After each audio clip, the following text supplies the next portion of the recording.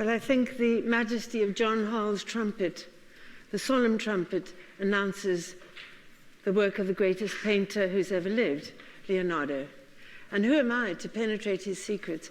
But we'll do it together, yes? And please don't shoot the messenger if you don't like what you hear. It really was Leonardo's version of the rocks that put me here where I am today and made me an art historian. Going to London at the age of 10 or 11, there was a family crisis, and my mother dumped me at the National Gallery for 2 hours alone. You could do it then. And I saw the painting, and I thought, that's just crazy. It's so dangerous. The tide will rise. You don't sit there among rocks with 2 little babies. I knew about sea snails and seagulls, and I knew about tides, and I knew about waves. I was brought up on the coast of the Cape. So it's the greatest joy that I have to share this research with you, and I'm launching this lecture for the first time today. So when we look at the version of the rocks, we see mountains, and we glimpse through this rocky cavern, and they're images of the psyche and of the infinite. And we know straight away that we're not in a real mundane place. We're going to be led somewhere very special and very different. We're going to see that there are 2 kinds of light. There's the light of the real world in the background, the light about the mountains and the water, and then there's a spiritual light which comes flowing down inside the cave onto this group of a woman and 2 children. And I'd like you to hold up your hands and just block out the angel for a moment. Could you do that? Just hold it up so you don't see Uriel on the left, on the right, I mean. Now can you see the painting? You see, they don't know that the angel's there. We see the angel. The angel balances the composition. But in the world of this woman and these 2 children, there isn't an angel.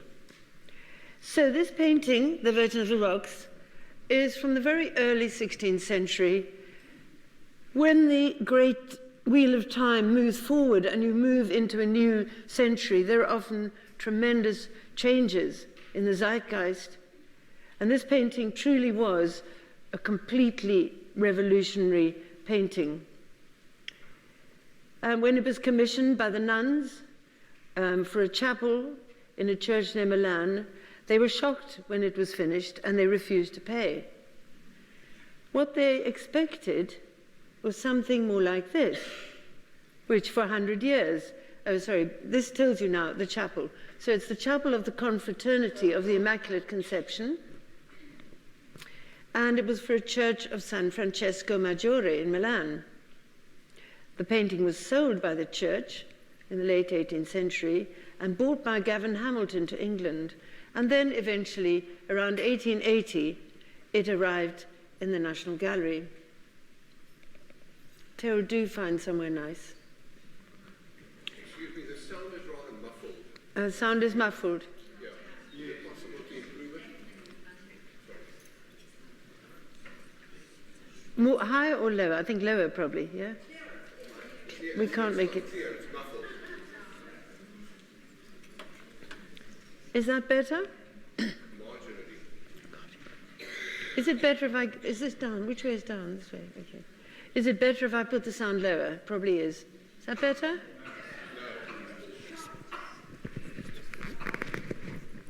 No. Is that better? Getting better. Would you like to do the lecture? Right, just for the sake of my best and dearest friend, Terrell, who's just walked in, who has run the summer school for 60 years. Where are you? I was saying that this is the painting, where are you? Disappeared. That made me an art historian, and... Our apology, but it's okay. really difficult to hear you.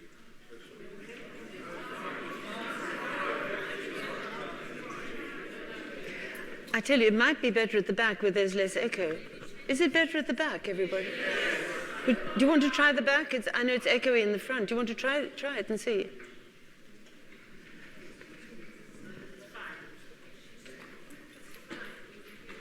Okay. Well, let's never mind. We'll do our best. All right. I can't do anything more about that.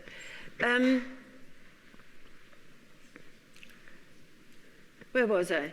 The nuns commissioned the painting for a church near Milan. They have every expectation of seeing a normal Madonna with child and St. John and angels. And they are deeply distressed and disappointed, and they refuse to pay. They had given an advance of 100 lira, but Leonardo had run into expenses of something like 1,200 lira. And he asked for more money, and it wasn't forthcoming, and there was a lawsuit. But let's not go there. What they really expected was something more like this. So this painting by Ambrogio Lorenzetti is the kind of thing where you would see the Virgin as an icon and on a throne, surrounded by saints and angels, and the 3 steps of the throne announce the character of the Virgin, as I think I mentioned yesterday in the Botticelli, of faith, hope, and charity. Faith being identified by the color white, green by the color, spes by the color green, and caritas by the color red. So you can see the 3 steps here. Faith, hope, charity. Something like that everybody could understand. An icon is different from a painting because an icon, particularly an icon of the Virgin, she is like a column of prayer. She's there to tell you how to be, not what to be or what to do. And it is the switch from this early Byzantine and Sienese concept of art through to a narrative form of art, which is what the Renaissance is, that we see drastically demonstrated by the change from something like that to Leonardo's version of the rocks. Or maybe coming closer to the time period, this beautiful altarpiece by Raphael.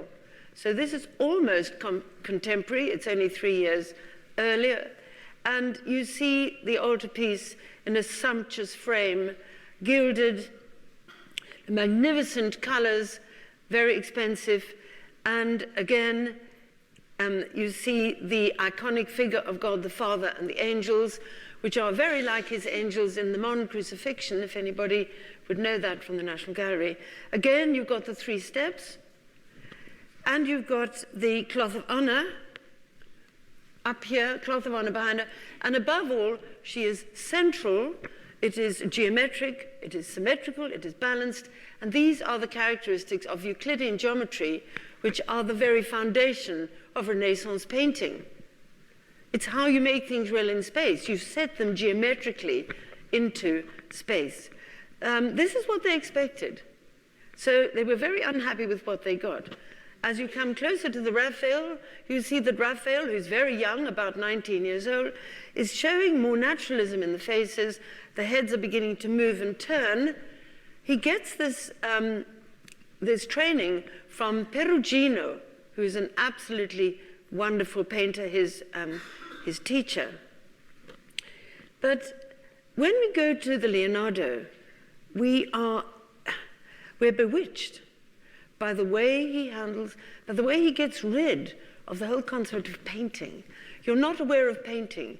You can see this glowing figure that emerges from the dark, the shapes of the face, the modulation of light. It's all done through countless glazes, producing a technique that we call sfumato, from the word to smoke, sfumare, the smoky effect. And Leonardo coupled that with his absolutely exquisite line drawing, his disegno, produces something that nobody else managed to do. Now, the hand reaching out to us is also revolutionary because, as I said, the Byzantine art was flat. After all, they are painting heaven. You can't have a concept of real space in heaven. Heaven just is. It just goes on for all infinity. You're in a golden cosmos. When you make things real in space, you have a sense of placing objects into a world that you recognize. How do you do that? You do that with what's called linear perspective. Well, that was in a sense a bad thing, in my view. But this, creating an illusion where you can go through the picture plane back into the painting, was the achievement of the Renaissance, led by Uccello and then many others. when you look at this painting, this is the picture plane. This surface is the picture plane. The illusion of depth is what takes you back into an imaginary space. But the hand coming out penetrates the picture plane and comes out reaching into our world. And that breaking of the picture plane will lead on to the Baroque, when everything is swirling around and the paintings literally come out into our own space, which we'll see tomorrow morning. So all of these things show us really a new way of doing it. Now, let's just talk about Leonardo himself. He's born on April the 15th in 1452. That makes him 7 years younger than Botticelli, if anybody was taking notes yesterday. Leonardo then was born to Piero da Vinci, who was a prominent lawyer, and to somebody called Caterina Lippi, who apparently was an unmarried local peasant. And it was just one of those things. And so he was born in this small town about 20 miles outside Florence. And as Walter Isaacson notes, in his own biography, he said Leonardo had the good luck to be born out of wedlock, because his father's legal profession at the Guild of Notaries enforced moral rules, and that they prohibited bastards from joining the guild. Otherwise, Leonardo would have been the go-to lawyer in Milan, and that would have been the end of that. But I became really interested in this whole thing of non-legitimo, and so I just thought about it a little bit further. Jacob Burckhardt, writing in 1860, said that the Renaissance was the golden age for bastards. Prominent sons born out of wedlock during this time included 7, no less than 7, princes from the Este family. The Dukes of Ferrara, they were.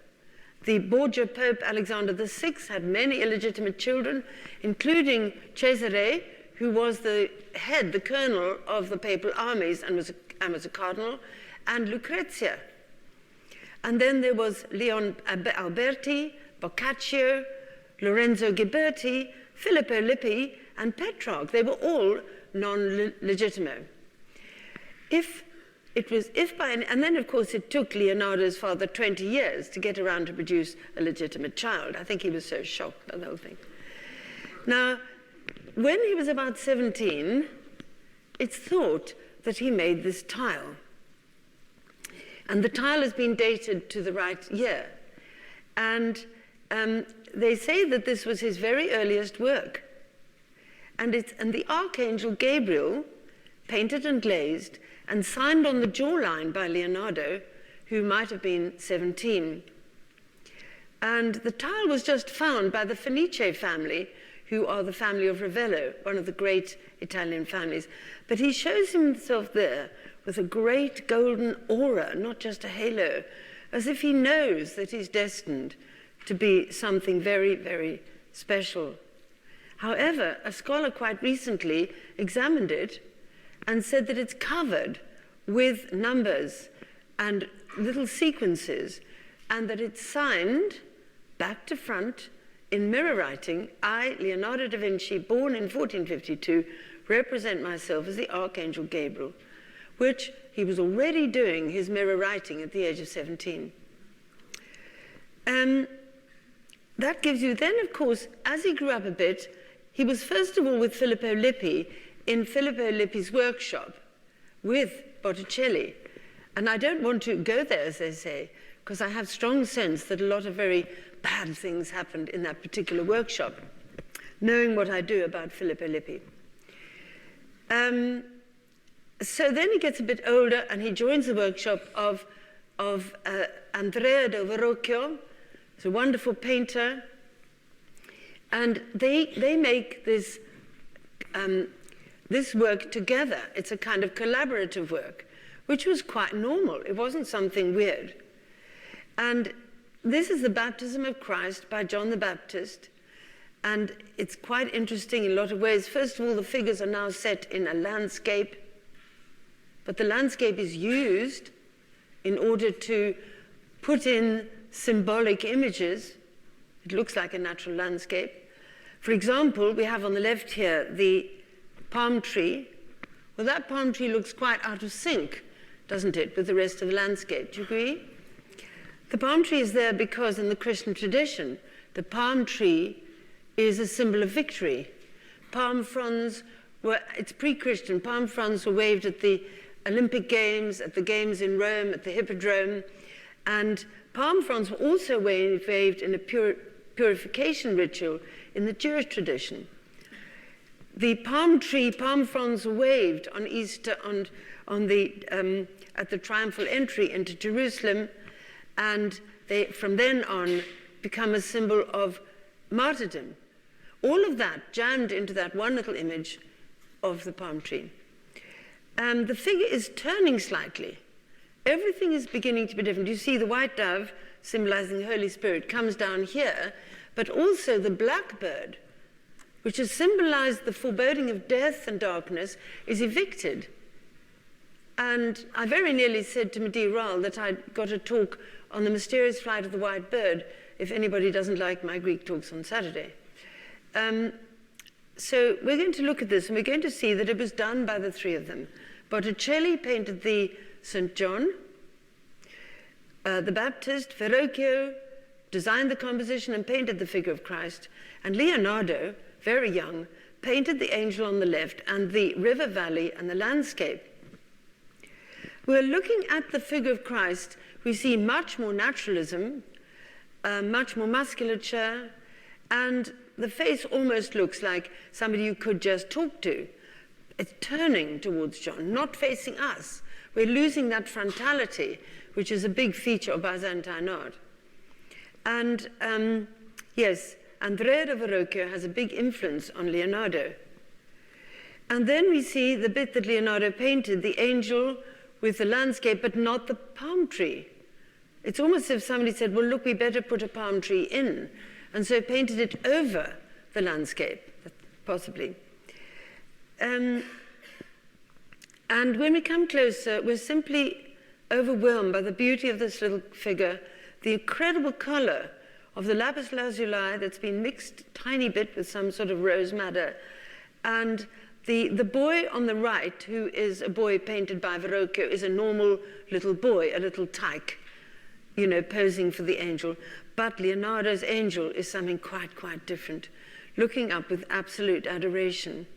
An amazing palette of colors, wonderful purples and pinks, set off by the very, very dark malachite green.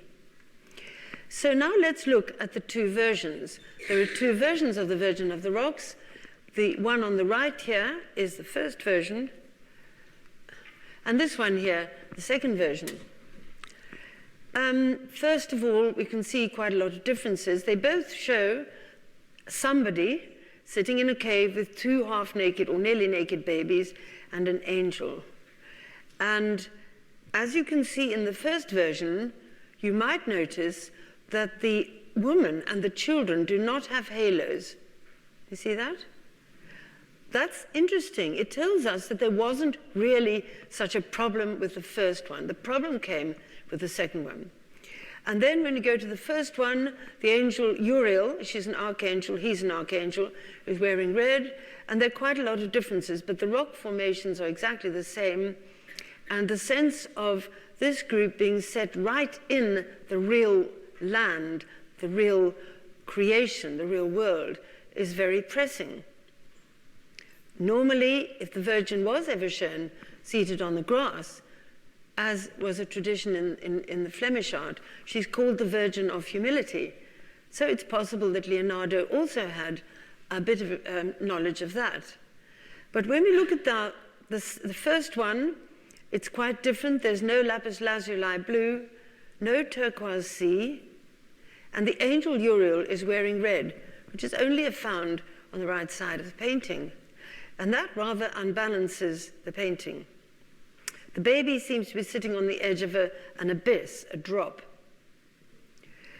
When we look at the first one, the first version, all the directional lines point down to the figure of John. John, the cousin of Jesus, 6 months older, is the bigger baby. And when you look at it, you can see the Virgin, I'm calling her the Virgin here, is looking down, not only holding the baby with her right arm. Remember, right is the right side, left is sinister, goes way, way back to ancient Greek concepts of justice, left and right. This baby is she's on her right, under her right arm, and she's looking down at this baby. The angel Uriel is pointing directly at this baby on the same level in terms of composition, right across the middle of the painting, literally in the middle. And then down here you have another diagonal from the hand right up through the arm, taking you back to the child. And then, of course, you have the blessing gesture of the smaller child. All the focus is on that child. The angel is looking at us. So in this painting, we're part of it. In the second painting, we don't exist. But here we are engaged. The angel recognizes we're there, pulls us in, and says, by the way, look, and points. So that is a very, very pressing part of a composition. It's an invitation to enter and to look. And when we look at the drawing, because you know Leonardo did very many preparatory drawing, in this wonderful study, we can see that the angel recognizes us and communicates with us. And that makes it very different from the second version. Well, when we go to the angel in the second version, she's been inward, and she has this inward dreaming look. She has an expression that she's quite unaware of us. We don't exist at all. And her eyes are just cast towards the baby. It's such a beautiful softness of attitude, completely unaware of the real world that we inhabit, and doesn't really care whether we're there or not. So when we look at the painting, as I've done it now for you, because I've done a little bit of editing, I've taken out the halos. Can you see that the halos, which were the halos, if I go, there's a halo, halo, halo. Do I have to go back, or can you remember? You can remember, thank you. That if I go back, you will see that John has a reed cross, which always identifies the Baptist. He has a reed cross. And he also has in this painting, maybe I can just, let's see, just to go back. Right, well you can see it there. You can see the halos, yes? The halos and the cross. Now, those things, that halo and that cross, they were added afterwards by somebody else in order to try and clarify this whole issue, which was confusing people, as it confused me, in fact. Which baby is Christ? So now you look at it as it was painted. Apart from the blue robe that this girl's wearing, we have no evidence that it's got anything at all to do with the holy story. But the baby below is blessing. It's raising his hand in a blessing. And the Madonna appears to be blessing this child with her left hand. So the composition of the painting is definitely on to John. Now I wanted to talk a little bit about John. John, as it appears, was not just a name, but it was an honorific title, and it meant he of Gnostic power and wisdom. Soon after the Knights Templars founded their order in the Holy Land, that was 1119 AD, in the early 20th century, they called it the Poor Fellow Soldiers of Christ, of the Temple of Solomon.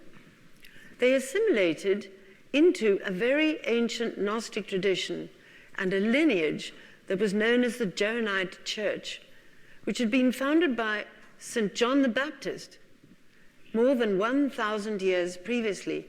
We may think that 1116 was a long time ago, but they were modern then, and they were now connecting up with something that was already 1,000 years old.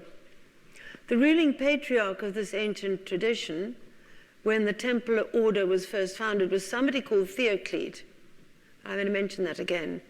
So the Johannites and St. John the Baptist, Theoclete passed the mantle of this Johannite authority to the first Templar Grand Master, who was Hugh de Payens. Hugh de Payens became John the 70th in a long line of Gnostic Joanites who were called the Johns. That had begun with John the Baptist and included Jesus, John the Apostle, and Mary Magdalene.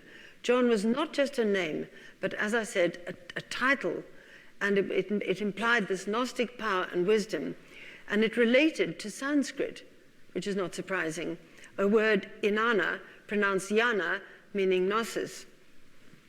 So, looking a bit deeper into this, which I found very interesting, the true version of the history of Jesus in the early Christianity was supposedly imparted to this man, Hugh de Payens, in 1118 AD in Jerusalem by the Grand Pontiff of the Order of the Temple, which was a Joanite sect, and he was named Theoclete. It was then revealed to some of the more intellectual knights in Palestine who were initiated into the mysteries. Freedom of intellectual thought and the restoration of one universal Gnostic religion was their secret objective. Sworn to the vow of obedience, poverty, and chastity, they were at first the true knights of John the Baptist. That's what they were called, crying in the wilderness and living on wild honey and locusts. This is the tradition and allegedly the true Kabbalistic version. Now, in order to try and get some support, to put some flesh on it, to get some historical facts behind us, I went on. And before I show you, this, of course, is a classic image of what the Templars might have looked like. They never, ever took their white robes off, ever. And when they died, a hole was dug in the ground, and they were pushed into the earth face down with nothing, no memorial, no stone, no anything. They were simply pushed into the earth. It was a very severe order. If you could join it if you were married, but your wife had to agree that you were now going to be a celibate monk, a warrior monk. So here they are. And the rule was set by Bernard of Clairvaux, and Bernard was severe, I'm afraid. These are his words. Quite wonderful to have his words from 1135, don't you think? A Knight Templar is truly a fearless knight, and secure on every side, for his soul is protected by the armor of faith, just as his body is protected by the armor of steel. He is thus doubly armed and need fear neither demons nor men. So, that's their flag. Now, as recently as the 19th century, no lesser authority than the Pope himself made a public statement regarding the Templars and the beginning of the Joanite heresy in his statement against the Freemasons. The Church, the Vatican, had always known about this, obviously. And a very good portrait, I think, of Pope Pius IX, who was the longest reigning pope in history. To find out what he said, let's look. This is what he actually said. The Joanites ascribed to St. John the Baptist the foundation of their secret church. The Grand Pontiffs of the sect assumed the title Christos. That's a bit rough if you're a pope. The anointed one or consecrated one. They claimed to have an uninterrupted succession from St. John the Baptist, like the apostolic succession.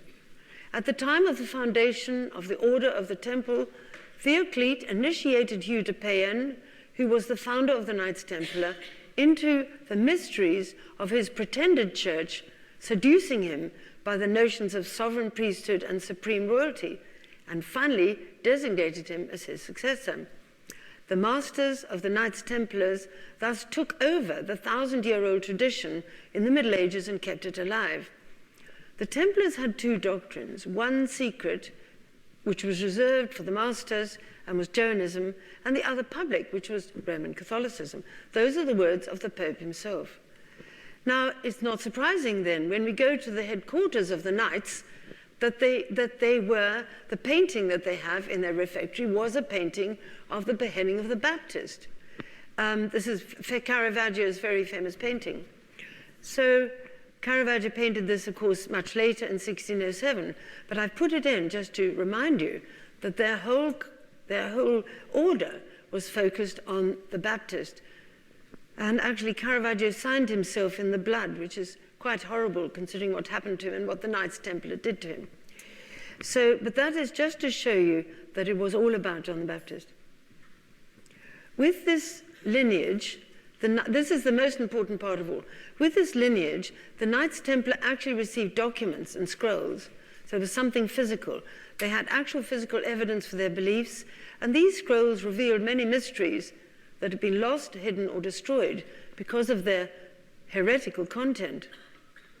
Some of the documents revealed that John the Baptist had been born within the Essene sect of the Nazarenes or the Nazarenes, either way. This strict Jewish sect was created when an ancient Gnostic sect from the east, the baptizing Mandeans, arrived in the Holy Land and they united with the Essenes. Now there's a lot about the Mandeans there. That's all true. The term Nazarene or Nazarenes came to refer to an early sect of Jewish Christians who observed the Torah in contrast to the Gentile Christians who did not. Both of these words were used to describe Jesus.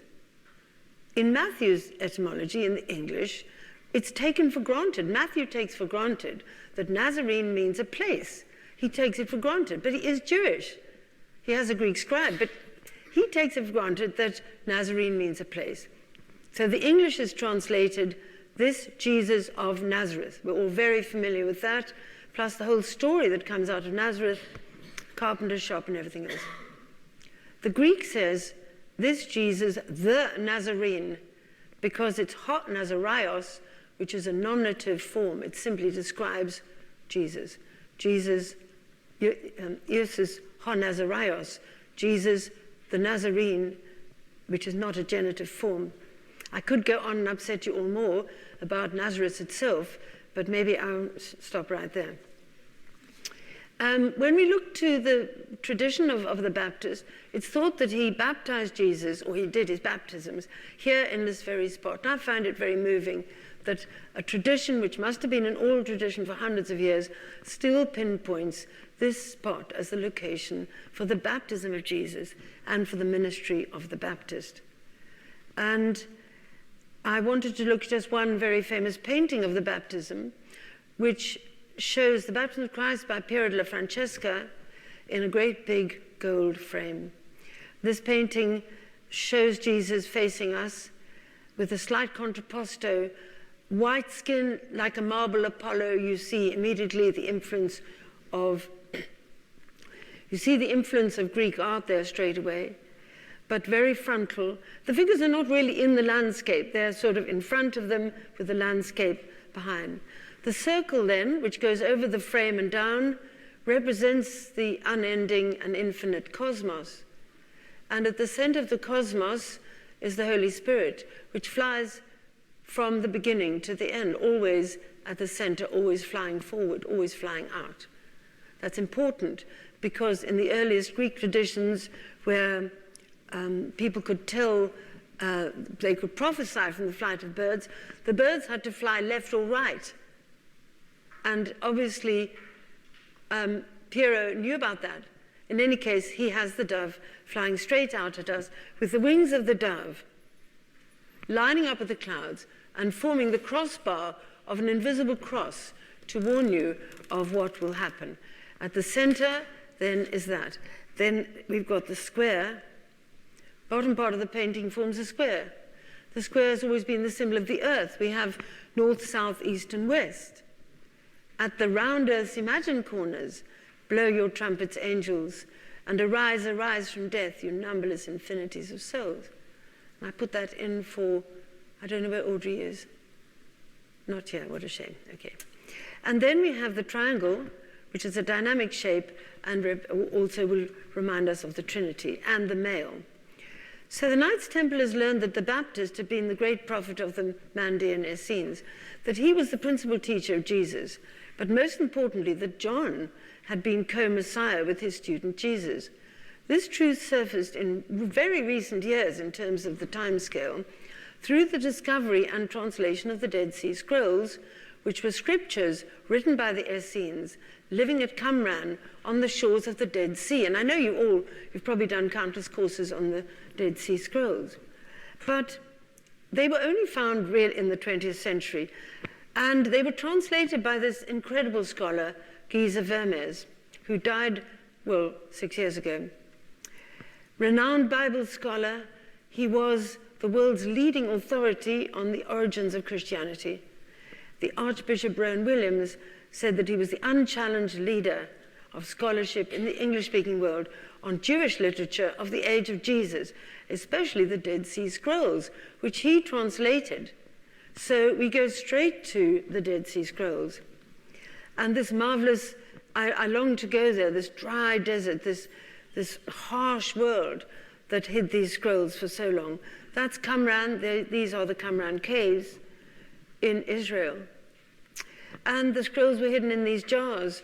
They're numbered 1 to 11 in order of discovery, and they were discovered then over a period of nearly 10 years.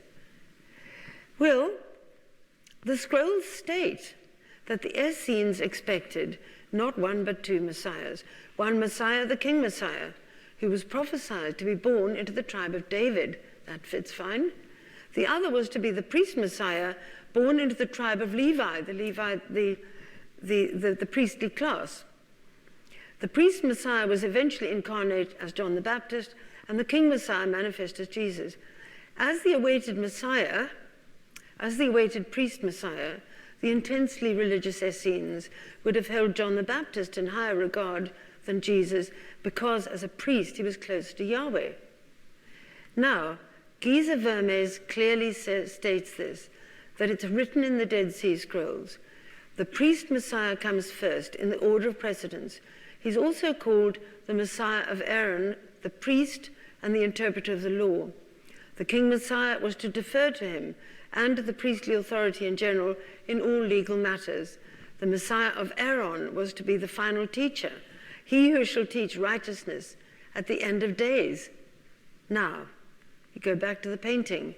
Do we see that this little figure, the baby on the right, appears to be leaning forward slightly, raising his hand and deferring to the baby on the left, who's in the higher position in the composition, and thus psychologically has the superior place.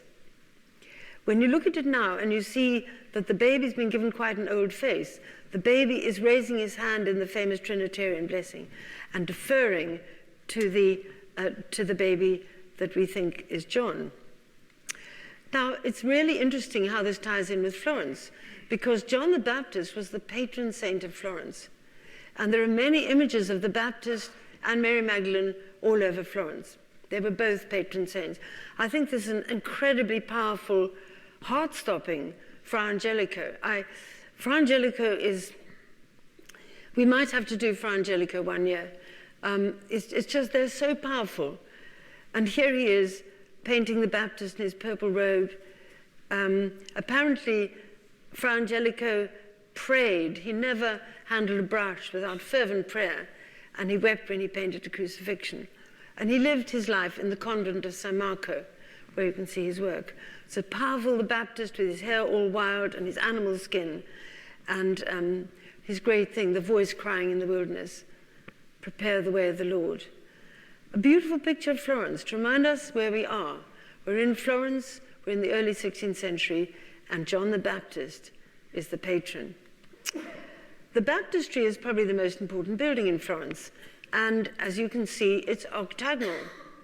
And it was built on the base of an earlier baptistry, which was 5th and 6th century. That was a very good century for baptistries. There was also one built in Arles at exactly the same time. They were all destroyed, and then they were rebuilt. So the baptistry is octagonal, not in the shape of a cross. A little medieval miniature shows us that even when the walls were destroyed by an invading force, they left the baptistry intact. The question was, why are these baptistries 8-sided? Now this is for Carol. This is the Templar Church of Unate on the pilgrim route at Urbanos, quite near Punta la Arena, and it's a beautiful, powerful place with its little 8-sided church. When you go inside, you see the 8, and it took me a long time to work that out, but 8 is the number of the resurrection. So 8 is this very, very special number that recurs over and over again. So the Baptist is portrayed so frequently, and Mary Magdalene as well. And this Donatello's image of the Baptist, in bronze again, rugged and powerful, and his Mary Magdalene, which somehow recalls the work of Rodin, coming much later, as so very expressive, and it's shocked for its unprecedented realism at the time. Now, just the hands, the way the hands are not touching, I mean, little elements like that which give an artwork so much more power. Mary Magdalene is showing extreme emotion in this tiny roundel by Fra Angelico. It's in the Prince's Gate collection in London, and it's just a little predella, but look at her, and she's gesturing towards the Christ. This is another wonderful one of Mary Magdalene, who throws herself at the foot of the cross in this great work by Masaccio. And it's almost as if the blood of the cross becomes the red of her robe and flows out to the whole world. Now, this Baptist is important because Leonardo advised this sculptor, Francesco Rustici, on the composition of these three figures, which are on the Baptistry. And the one in the middle is the Baptist. And the attitude of the Baptist pointing up like that becomes absolutely embedded in all high Renaissance and Baroque art. And he's talking to the Pharisees and the Sadducees. Now, Leonardo's very last painting before he dies is this. That's interesting. He paints St. John the Baptist, and he shows the Baptist pointing up to and pointing to himself. So this painting, which I found very disturbing, was one again that went into the canon and got copied. And some of the copies are really rather unpleasant. But just to show you how this image became embedded, this is another one. You can see pointing to himself and pointing up to heaven. Another person is Gian Pietrino, who was a very big follower and, as somebody said, exploited Leonardo's repertory. And again, the same thing, pointing to the Lamb. It's a very serpentine composition. He's got the chiaroscuro and so on. But now I think we need to look at the Last Supper, because we're trying to put together a picture of Leonardo's mentality in order to try and show that the Virgin of the Rocks was, as I say, a painting about the Baptist. So this painting, as we all know very well, became destroyed very quickly because the paint wasn't stable. And in the Last Supper of Leonardo, which is in Milan, in the Santa Maria del Grazia church, you can see that the beloved disciple is not leaning on Christ's breast, which is what he does in the Gospel of John. He's simply not doing what he's supposed to do. If this is John, as this is thought to be John, this is John, is not leaning. In fact, it's very obvious. There's an enormous gap. Any good artist makes the shapes flow, makes the gestures and the hands and the eye contact unite and knit the painting. There's a definite void right there. When we see the whole thing again, it's even more obvious that there's an enormous gap where these figures should be together. And these are all the disciples according to the labeling of the curators of this work. And you've got, if you're reading from the left, Bartholomew, James the Minor, and Andrew. And then you've got Judas, who's turning away from us and hasn't got a halo and has black hair, and Peter and John, and then Jesus. And then on the other side you've got Thomas, James Major, James of Compostela, and Philip, and then Matthew, Thaddeus, and Simon. So that was the structure of the painting. Now he had an immense good fortune that his follower made a copy. He made a copy. And this is the copy. Now this copy survived, and I think this copy was put into purdah because it was really rather risky. The copy was made only about 10 to 15 years after the original, and above all, it was made in oil paint, which was terrific. It survived. Okay, it may be a bit dead compared to the original, but it is exactly as close as possible to what Leonardo did. And the painting has been in England since 1818, tucked away. And it was only last summer when the Royal Academy decided to pull it out, because it was quite interesting because of the absolute overriding obsession with gender fluidity that's wiping our whole culture to pieces. So let's have this painting out. And it came out. Now here we can see it much more clearly. And you can see now, if we go a bit closer, I mean, you're going to look at this figure. There was a tradition going right back to the ancient Egyptians that females were shown with white skin and males with brown or black or buff skin. That goes right back to Egyptian wall painting. It appears on Greek vases. It's a tradition. And the figure, the skin of this figure, beard or no beard, that's not a problem. John is never shown with a beard, so that's okay. The skin is so white, so completely white, that it is quite different from all the other figures. Plus the hair, which is long. You know, most of them have got sort of masculine hair. There's long flowing locks everywhere, very thick hair. The gesture, the graciousness, and the listening head. And then you have the anger of Peter, because Peter has a curved blade behind his back, which you can see here. Curved blade. If Peter was a zealot, as people think, the zealots carried a curved blade on their thigh. That's why there were two swords at the Last Supper. One of them was this curved blade. And Peter looks as if he's pointing to Jesus, but he also looks as if he's pointing to the throat of this person. Surely Peter wouldn't want to threaten John. John was a teenager, a very young one. He had no beard. I mean, Jewish people have beards.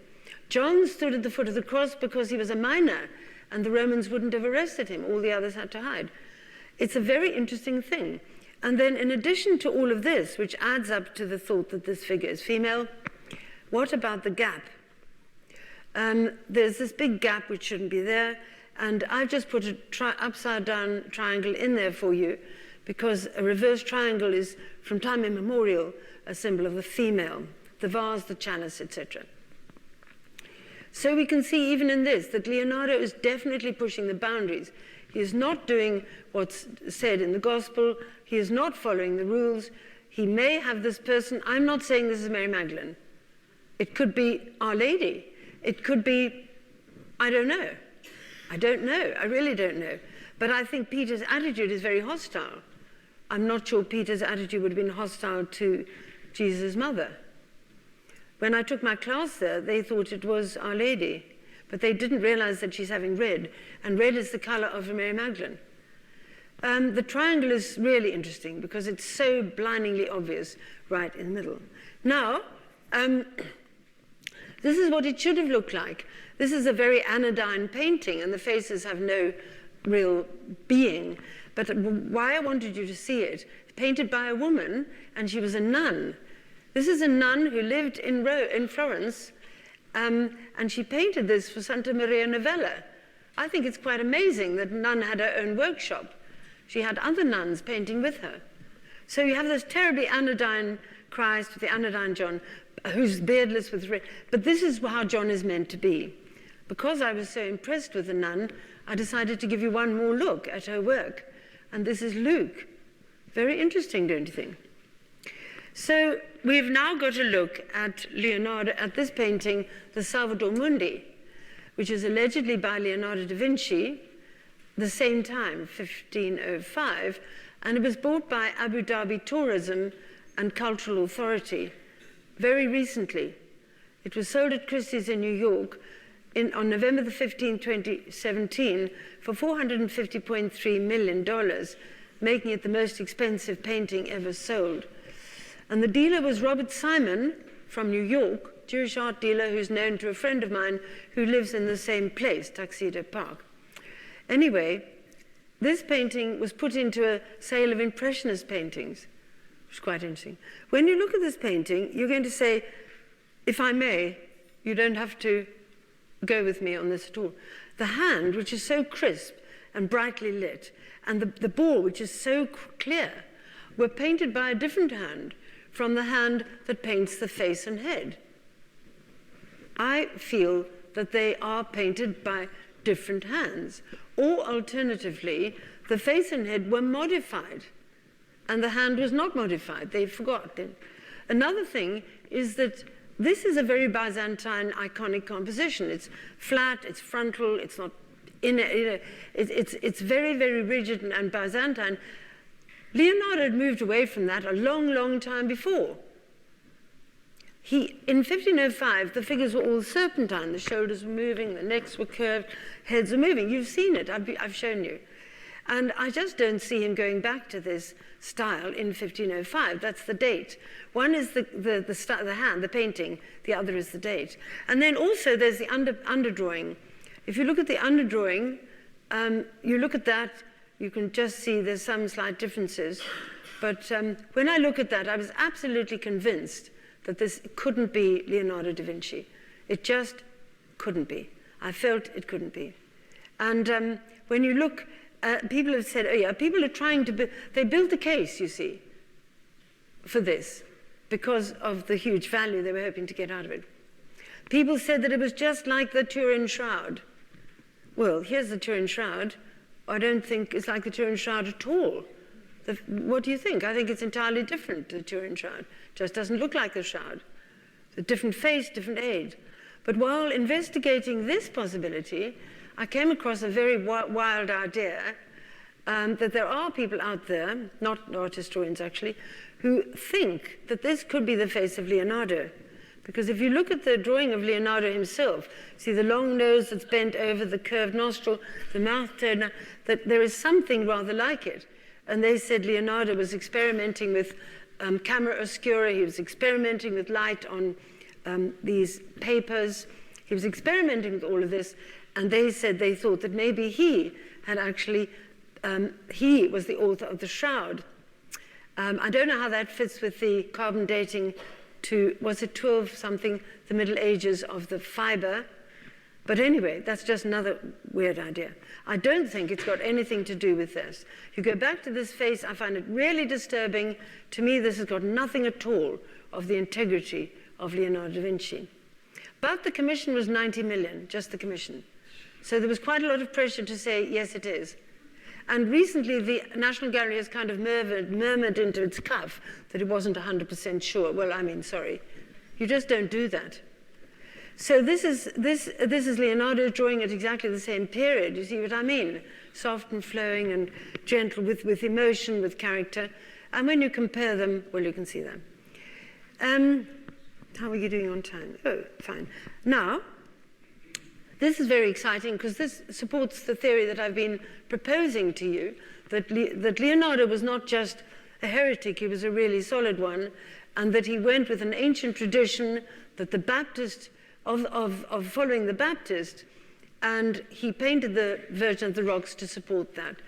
This man here, his name is Silvano Vincetti, and he has got a very long title